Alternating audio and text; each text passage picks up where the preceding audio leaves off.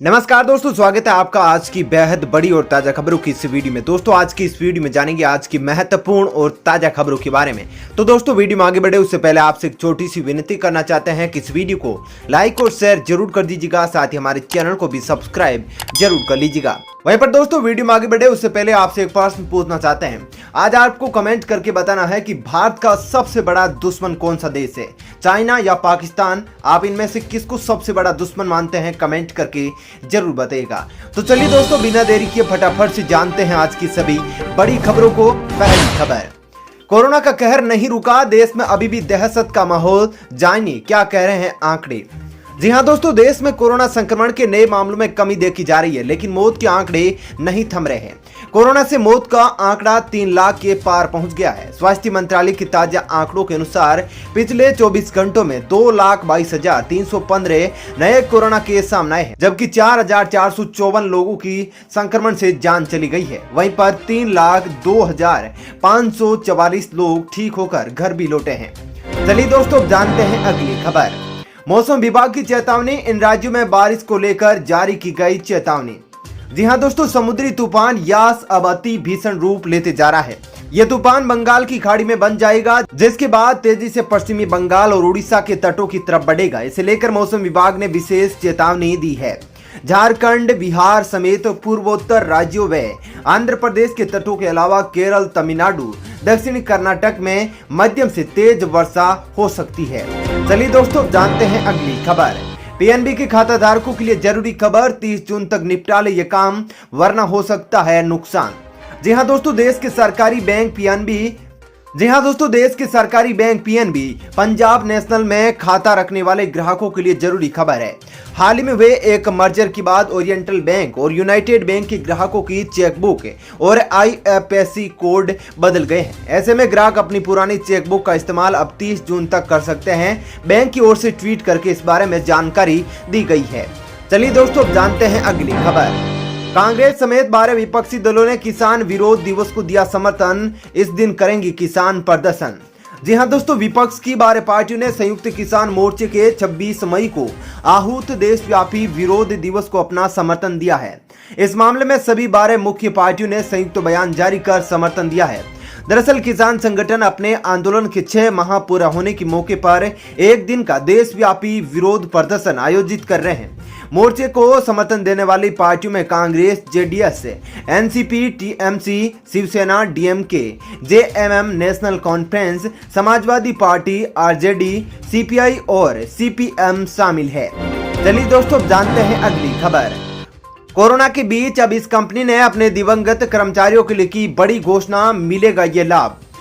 जी हां दोस्तों, महामारी के दौर में कई नेशनल और मल्टीनेशनल कंपनियों ने अपने दिवंगत कर्मचारियों को, परिवारों को थोड़ी बहुत सहायता के लिए आगे आए हैं, लेकिन वे लंबे समय के लिए काफी नहीं हो सकता। ऐसे में अब टाटा स्टील कंपनी ने एक सराहनीय कार्य की शुरुआत की है, जिसके तहत किसी भी कर्मचारी की मौत होती है तो उसके परिवार वालों को 60 लाख रुपए पूरा वेतन मिलता रहेगा। इसके साथ ही आवास और मेडिकल की सुविधा भी दी जाएगी। यही नहीं, बच्चों की पढ़ाई का पूरा खर्च भी अब कंपनी उठाएगी। चलिए दोस्तों जानते हैं अगली खबर। पहलवान सुशील कुमार गिरफ्तार, रेलवे भी ले सकता है बड़ी कार्रवाई। जी हां दोस्तों, सागर पहलवान हत्याकांड में फरार चल रहे ओलंपियन सुशील कुमार व उसके साथी अजय को रविवार यानी कि कल गिरफ्तार कर लिया गया था। उसके बाद उसे कोर्ट में पेश किया गया, जहां कोर्ट ने 6 दिनों के पुलिस रिमांड पर भेज दिया था। सूत्रों के मुताबिक बताया जा रहा है कि अब उत्तर रेलवे भी सुशील कुमार पर जल्द बड़ी कार्रवाई कर सकता है। चलिए दोस्तों जानते हैं अगली खबर। खुफिया रिपोर्ट आई सामने, वुहान लैब में वायरस के संक्रमण से 1 महीने पहले भी हो गए थे पूरे स्टाफ बीमार।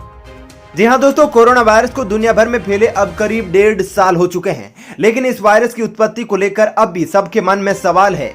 इसी बीच कोरोना वायरस को लेकर एक खुफिया रिपोर्ट सामने आई है, जिसने पूरी दुनिया के ध्यान एक बार फिर से चीन की ओर ला दिया है। एक अमेरिकी खुफिया रिपोर्ट में यह दावा किया गया है कि दुनिया भर में कोरोना वायरस के फैलने से करीब 1 महीने पहले वुहान लैब का स्टाफ बीमार पड़ा था। चलिए दोस्तों जानते हैं अगली खबर। सीबीएसई बोर्ड परीक्षा के लिए शिक्षा मंत्री ने की बैठक, बड़ा फैसला आया सामने, छात्रों के लिए उठाया ये कदम। जी हां दोस्तों, केंद्रीय रक्षा मंत्री की अध्यक्षता में रविवार को हुई सीबीएसई समेत देश के सभी प्रदेश शिक्षा बोर्ड की 12वीं कक्षा और पेशेवर कोर्स की प्रवेश परीक्षाओं को लेकर केंद्र और राज्य की करीब 4 घंटे बैठक चली। सरकार ने राज्यों को सीबीएसई बोर्ड और शिक्षा विशेषज्ञों द्वारा परीक्षा आयोजन को लेकर 2 प्रस्ताव दिए हैं। दिल्ली को छोड़कर अधिकतर राज्य परीक्षा आयोजन करवाने के पक्ष में दिखे। केंद्रीय शिक्षा मंत्री रमेश पोखरियाल निशंक ने बैठक के बाद कहा कि राज्यों से 25 मई तक विस्तार से सुझाव मांगे हैं। मैं छात्रों और अभिभावकों को आश्वासन देना चाहता हूं कि कोरोना हालात, उनकी सुरक्षा और भविष्य को देखकर जल्द से जल्द फैसला किया जाएगा। चलिए दोस्तों, जानते हैं अगली खबर। ऑक्सीमीटर को रिप्लेस करेगा ये मोबाइल ऐप। फोन के कैमरे से बस बताएगा आपका ऑक्सीजन लेवल। जी हाँ दोस्तों, भारत में कोरोना की दूसरी लहर में सबसे ज्यादा समस्या ऑक्सीजन की रही है। अचानक मरीजों का ऑक्सीजन लेवल कम हो जाता है। यही वजह है कि बड़ी संख्या में लोगों ने पल्स ऑक्सीमीटर की खरीदारी की है। इसके जरिए आप घर बैठे अपना ऑक्सीजन लेवल चेक कर सकते हैं। बाजार में एक ठीक ठाक पल्स ऑक्सीमीटर की कीमत करीब 2000 रुपए है। वहीं अब ऑक्सीमीटर की तरह काम करने वाले एक मोबाइल ऐप भी आ गया है। BGR.in के मुताबिक कोलकाता के एक हेल्थ स्टार्टअप ने इस मोबाइल ऐप को तैयार किया है। ऐप का नाम केयरप्लेक्स विटल्स है, जो आपके ब्लड ऑक्सीजन लेवल से लेकर पल्स और श्वसन दर को भी बताता है। चलिए दोस्तों, जानते हैं अगली खबर। देश में नया सीबीआई चीफ चुनने के लिए बैठक आज। पीएम मोदी भी लेंगे हिस्सा। जी हां दोस्तों, देश की सबसे शक्तिशाली जांच एजेंसी केंद्रीय जांच ब्यूरो यानी कि सीबीआई के प्रमुख का पद मार्च महीने से रिक्त पड़ा है। सीबीआई चीफ पद से ऋषि कुमार शुक्ल के सेवानिवृत्त होने के बाद से ही केंद्रीय एजेंसी को अपने नए प्रमुख की तलाश है। सीबीआई के चीफ का ये इंतजार जल्द खत्म हो सकता है। सीबीआई का नया प्रमुख चुनने के लिए आज 24 मई को बैठक हुई है, जिसके बाद अभी तक हालांकि इसमें किसका नाम सामने आया है यह उजागर नहीं हुआ है। चलिए दोस्तों, जानते हैं अगली खबर। कोरोना से संक्रमित नहीं हुए लोगों को भी सावधान रहने की सलाह, चेतावनी दी वैज्ञानिकों ने। जी हां दोस्तों, कोरोना संक्रमण की महामारी से जूझ रहा भारत अब म्यूकर माइकोसिस यानी कि ब्लैक फंगस नाम की बीमारी की चपेट में आ गया है। इस बीच विशेषज्ञों ने चेतावनी दी है कि यह ब्लैक फंगस उन लोगों को भी हो सकता है जो कोरोना संक्रमित नहीं हुए हैं, जिनकी इम्यूनिटी कमजोर, शुगर, गुर्दे या दिल की बीमारी है। उन्हें ज्यादा सतर्क रहने की जरूरत है। चलिए दोस्तों, जानते हैं अगली खबर। ऑनलाइन मंडी में सरसों के दाम भी पहुंचे न्यूनतम समर्थन मूल्य के ऊपर। अब गेहूं भी पहुंचे ऊपर। जी हां दोस्तों, इस सीजन में पहली बार ऑनलाइन मंडी यानी कि ई नाम में गेहूं का दाम भी समर्थन मूल्य के ऊपर पहुंच गया है। इससे पहले सरसों का रेट भी खुले मार्केट में रोज नया रिकॉर्ड बना रहा है।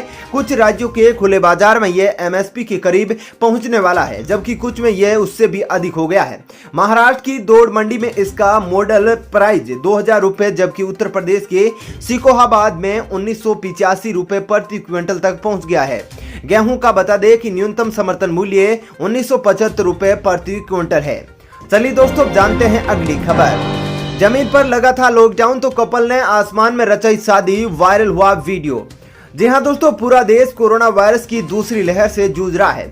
कोविड-19 के खिलाफ लड़ाई लगातार जारी है। देश के कई राज्यों में लॉकडाउन लगा हुआ है, जिससे लोगों को बहुत सी दिक्कतों का भी सामना करना पड़ रहा है। लोगों के सभी जरूरी काम होल्ड पर रखे गए हैं, फिर चाहे वो बिजनेस हो, नौकरी हो या फिर शादियां। लेकिन एक कपल ने लॉकडाउन को अपनी शादी के बीच नहीं आने दिया। कोरोना प्रतिबंधों को देखते हुए कपल ने धरती छोड़कर आसमान में शादी रचाई। यह एक अनोखी शादी थी जो तमिलनाडु के मदुरै में हुई। कपल ने रिश्तेदारों के साथ विमान में ही शादी रचा डाली। तमिलनाडु में बढ़ते कोरोना मामलों को देखते हुए सीएम स्टालिन ने 24 मई से 31 मई तक 7 दिनों का पूर्ण लॉकडाउन लागू किया हुआ है। चलिए दोस्तों, जानते हैं अगली खबर। बाबा रामदेव ने एलोपैथी दवाओं पर दिए अपने बयान को लिया वापस। स्वास्थ्य मंत्री ने जताई थी चिंता। जी हां दोस्तों, केंद्रीय स्वास्थ्य मंत्री हर्षवर्धन ने एलोपैथिक दवाओं के खिलाफ योग गुरु बाबा रामदेव की टिप्पणियों को अत्यंत दुर्भाग्यपूर्ण बताते हुए इन्हें वापस लेने की मांग की थी। इसके कुछ समय बाद ही बाबा रामदेव ने अपना बयान वापस ले लिया। रामदेव ने कहा कि डॉक्टर हर्षवर्धन जी, आपका पत्र प्राप्त हुआ है। उसके संदर्भ में चिकित्सा पद्धतियों के संघर्ष के इस पूरे विवाद को खेद पूर्वक विराम देते हुए मैं अपना बयान वापस लेता हूं। बता दें कि इंटरनेट मीडिया पर वायरल एक वीडियो का हवाला देते हुए इंडियन मेडिकल एसोसिएशन ने कहा कि रामदेव ने एलोपैथी चिकित्सा को मूर्खतापूर्ण विज्ञान बताया है। चलिए दोस्तों, जानते हैं अगली खबर। पंजाब के मुख्यमंत्री का किसानों से अपील, जल्द आंदोलन समाप्त करना रहेगा ठीक। जी हां दोस्तों, मुख्यमंत्री कैप्टन अमरिंदर सिंह ने भारतीय किसान यूनियन एकता उग्राहां को पटियाला में अपने 3 दिवसीय प्रस्तावित धरने की स्थगित करने की अपील की है। उन्होंने कहा कि यह धरना बड़े स्तर पर कोरोना फैलने का कारण बन सकता है। मुख्यमंत्री ने कहा कि उनकी सरकार ने पंजाब की हालात दिल्ली महाराष्ट्र जैसे न बने इसके लिए सख्त लड़ाई लड़ी है। चलिए दोस्तों, फिलहाल इस वीडियो में इतना ही। ऐसी ही खबरें देखते रहने के लिए आप हमारे चैनल को सब्सक्राइब कर लीजिएगा, साथ ही इस वीडियो को लाइक और शेयर भी जरूर कीजिएगा। धन्यवाद। जय हिंद।